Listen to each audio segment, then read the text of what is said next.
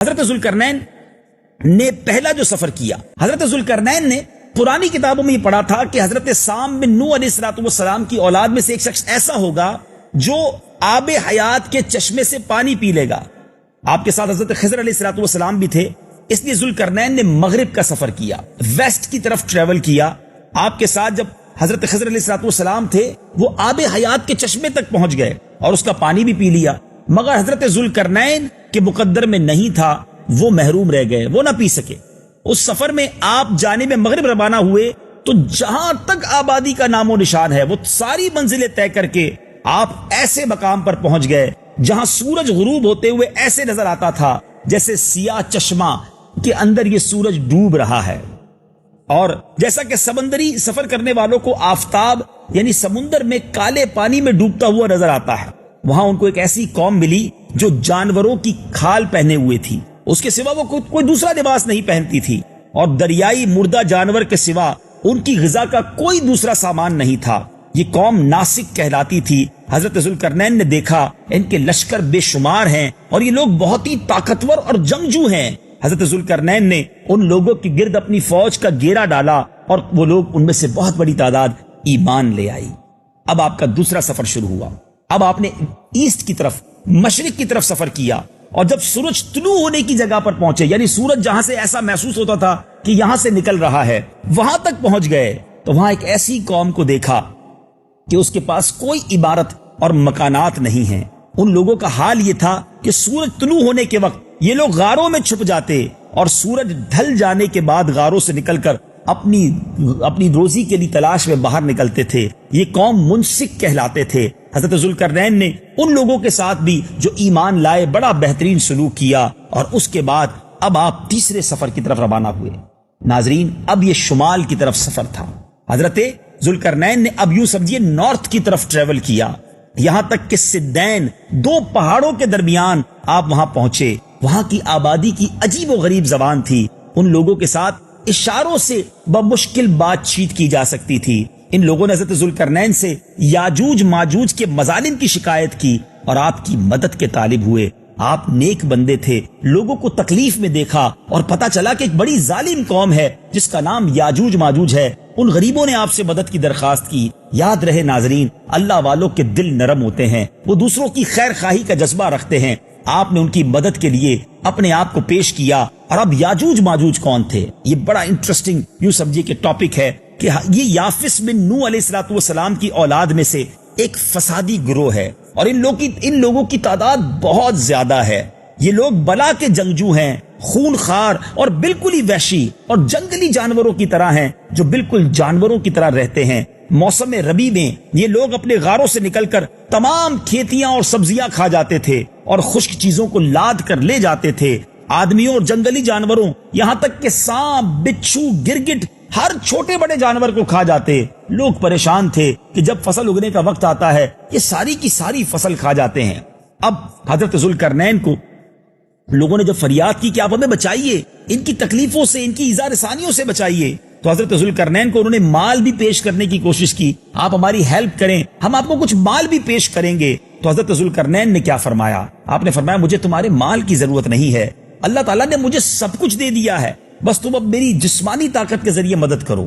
اب ایک ایسی دیوار کی تعمیر شروع ہوئی جس کی مثال تاریخ میں نہیں ملتی۔ حضرت ذوالقرنین نے ان دونوں پہاڑوں کو گویا کس طرح ملا دیا کہ آپ نے دونوں پہاڑوں کے درمیان بنیاد کو کھدوایا۔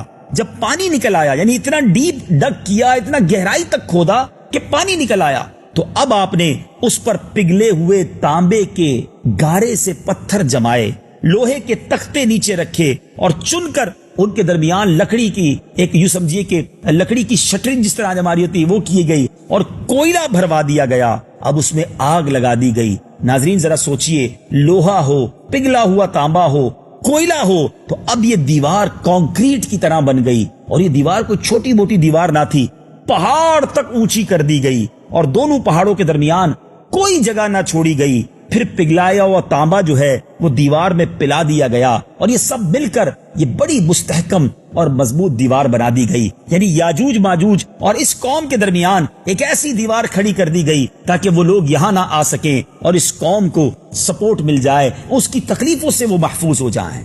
ناظرین یہاں تک تو بات سمجھ آ گئی. میرے آقا مدینے والے مصطفیٰ فرماتے ہیں کہ یاجوج ماجوج روزانہ اس دیوار کو توڑتے ہیں اور دن بھر جب محنت کرتے ہیں اور توڑنے کے قریب ہو جاتے ہیں تو ان میں سے کوئی کہتا ہے کہ اب چلو باقی کل توڑ ڈالیں گے.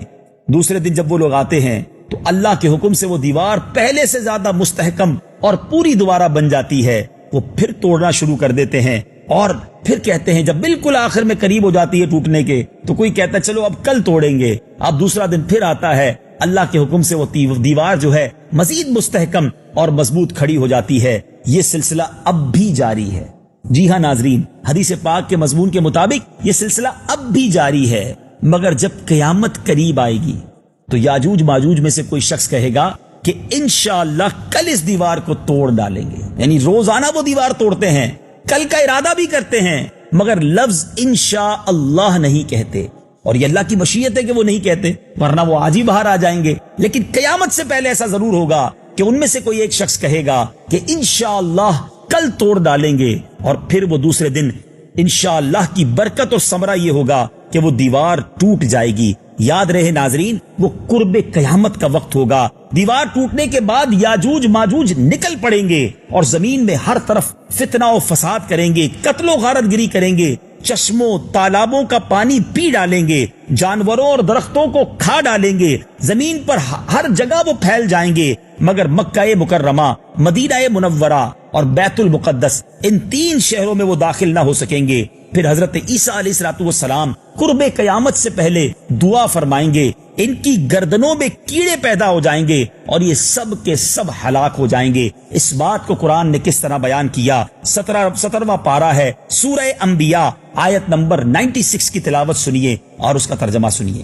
حتى إذا فتحت يأجوج ومأجوج وهم من كل حدب ينسلون. یہاں تک کہ جب کھولے جائیں گے یاجوج و ماجوج اور وہ ہر بلندی سے ڈھلکتے ہوں گے. ناظرین آپ سوچ رہے ہوں گے کہ یہ کیسی قوم ہے, یہ دنیا میں پھیل جائے گی. صدر الشریعہ بدر الطریقہ مفتی امجد علی اعظمی اس کے بارے میں لکھتے ہیں کہ بعد قتل دجال, جب دجال کا قتل ہو جائے گا تو حضرت عیسیٰ علیہ الصلوۃ والسلام کو حکم الہی ہوگا کہ مسلمانوں کو کوہ طور پر لے جاؤ, اس لیے کہ کچھ ایسے لوگ ظاہر کیے جائیں گے جن سے لڑنے کی کسی کو طاقت نہیں ہوگی. مسلمانوں کے کوہ طور پر جانے کے بعد یاجوج ماجوج کا خروج ہوگا. یہ اس قدر کثیر ہوں گے کہ ان کی پہلی جماعت, ذرا غور سے سنیے گا, ان کا پہلا جو گروپ ہوگا وہ بحرائے تبریہ, جس کا طول, جس کی لمبائی 10 میل ہوگی, ایک سی ہوگا جس سے وہ گزرے گا, اور جب اس کا پانی پی کر اس طرح سکھا دے گا کہ جب دوسرا گروپ وہاں سے گزرے گا تو وہ کہے گا یہاں تو کبھی پانی ہی نہیں تھا. یعنی اتنی تعداد میں وہ لوگ ہوں گے. اس کے بارے میں, ان کے بارے میں آتا ہے پھر دنیا میں فساد, قتل و غارت سے جب یہ فرصت پائیں گے تو کہیں گے چلو زمین والوں کو تو قتل کر دیا, اب آسمان والوں کو قتل کریں. یہ کہہ کر وہ اپنے تیر آسمان کی طرف پھینکیں گے. اور اللہ کی شان دیکھیں, آسمان سے جب تیر واپس آئیں گے, روایتوں کا مضمون ہے کہ وہ تیر خون آلود ہوں گے. یعنی وہ یہ سمجھیں گے کہ معاذ اللہ ہم نے آسمان والوں کو بھی قتل کر دیا ہے. یہ انہی حرکتوں میں مشغول ہوں گے. اور وہاں پہاڑ پر حضرت عیسیٰ علیہ الصلوۃ والسلام اپنے ساتھیوں کے ساتھ محصور ہو گئے ہوں گے, یہاں تک کہ ان کے نزدیک ایک گائے کے سر کی وقعت وہ ہوگی. حدیث کے الفاظ ہیں جو تمہارے نزدیک 100 اشرفیوں کی نہیں ہے. یعنی کھانے پینے کو کچھ نہیں ہوگا, نیچے اتر نہیں پائیں گے اور نیچے وہ تباہی مچا رہے ہوں گے. اس وقت حضرت عیسیٰ علیہ الصلوۃ والسلام اپنے ہمراہیوں کے ہمراہ اللہ کی بارگاہ میں دعا کریں گے. اللہ تعالیٰ ان یاجوج ماجوج کی گردنوں میں ایک مخصوص کیڑا پیدا فرما دے گا, ایک دم وہ سب کے سب مر جائیں گے. ان کے مرنے کے بعد حضرت عیسیٰ علیہ الصلوۃ والسلام زمین پر واپس تشریف لائیں گے پہاڑوں سے, اور دیکھیں گے کہ تمام زمین ان کی لاشوں سے بھری ہوئی ہے, بدبو کا عالم ہے, ایک بالشت زمین بھی خالی نہ ہوگی. اب آپ پھر ایک بار اللہ کی بارگاہ میں دعا کریں گے, اللہ تعالیٰ ایک قسم کے پرندے بھیجے گا, وہ ان کی لاشوں کو جہاں اللہ عز و جل چاہے گا اٹھا کر پھینک آئیں گے. ان کے تیر و کمان و ترکش کو مسلمان 7 برس تک جلائیں گے. اتنے تیر اتنے کمان ہوں گے کہ اس کو جب جلائیں گے تو 7 سال تک وہ جلتے رہیں گے. ناظرین ذرا سوچئے, یہ کیسا قرآنی واقعہ ہے جو قیامت سے پہلے ہونا ہے, اور اس کا ذکر قرآن میں موجود ہے. اور یہ واقعہ سنانے کے میرے 2 مقاصد ہیں. ایک تو اس سے لیسن کیا ملا کہ حضرت ذوالقرنین نے دنیا کے کونے کونے کا سفر کیا, وہاں جا کر لوگوں کو اسلام کی دعوت دی, انہیں ایمان کی دولت سے سرفراز کیا. نیکی کے کام کے لیے سفر کرنا یہ اللہ والوں کا طریقہ ہے. جا کر لوگوں کو مسلمان کرنا, مسلمانوں کو نیکی کی طرف لانا, یہ بڑی نیکی کا کام ہے. اللہ کرے کہ ہم ہالیڈے ٹرپ اور گھومنے پھرنے کے سفر تو کرتے ہیں, کبھی دین متین کی خاطر, سنتوں کو پھیلانے کی خاطر, دین اسلام کا پرچم بلند کرنے کی خاطر بھی ہم سفر کریں. دوسری بات کیا سیکھنے کو ملی کہ حضرت ذوالقرنین کو جب دکھیاری قوم نے یاجوج ماجوج کے مظالم کے بارے میں بتایا تو آپ ان کی ہیلپ کے لیے تیار ہو گئے, ان کے ساتھ یوں سمجھیے کہ ان کی مدد کے لیے تیار ہو گئے. کاش اس واقعے سے یہ بھی ہم سبق لیں کہ اگر ہمیں بھی کوئی مدد کے لیے پکارے, ہم سے بھی کوئی یہ توقع رکھتا ہے کہ ہم اس کی ہیلپ کر سکتے ہیں, ہمیں اس کی مدد کرنی چاہیے. حدیث پاک کا مضمون ہے کہ مسلمان جب مسلمان کی مدد کرتا ہے, ایک بھائی دوسرے بھائی کی مدد کرتا ہے, اور جب تک مدد کرتا ہے اللہ اس کی مدد کرتا ہے. جو کسی کی ہیلپ کرتا ہے ناظرین, اس کی رب ہیلپ فرماتا ہے, اللہ اس کی مشکلیں آسان کر دیتا ہے. زندگی ایسی گزاریے کہ ہماری وجہ سے لوگوں کی مشکلیں آسان ہوں. صلو علی الحبیب صلی اللہ تعالی علی محمد. مجھے اپنی اور ساری دنیا کے لوگوں کی اصلاح کی کوشش کرنی ہے.